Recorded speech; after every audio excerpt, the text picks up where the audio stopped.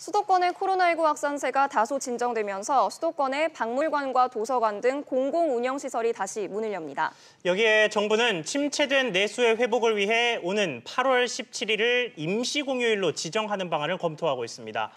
이 내용들 역시 취희 기자와 함께 짚어보겠습니다. 김성훈 기자 나와 있습니다.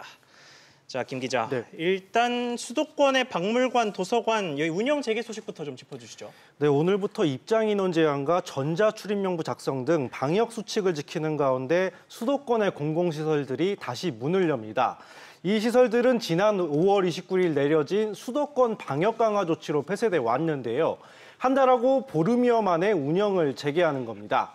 정부는 또 성가대 연습 등 교외의 소모임을 금지하는 행정조치의 해제도 검토하고 있다고 밝혔습니다. 다만 야구와 축구 등 프로스포츠의 관중 입장 허용은 이번에 포함되지 않았습니다. 네, 이렇게 수도권 방역 조치가 완화된 배경은 뭡니까? 네, 수도권의 하루 신규 확진자 수가 눈에 띄게 줄었기 때문인데요. 방역 강화 조치가 내려졌던 초기에는 수도권의 일일 평균 확진자 수가 34명이었는데 지난주에는 11명까지 떨어졌습니다. 3분의 1 수준으로 줄어든 겁니다. 여기에 정부는 저소득층의 문화생활 접근성이 훼손된 점도 반영했다고 덧붙였습니다. 네, 이런 가운데 임시공휴일 지정 이야기도 나오고 있습니다. 네, 어제 정세균 국무총리는 8월 17일을 임시공휴일로 지정하는 방안을 검토할 것을 관계부처에 지시했다고 밝혔는데요.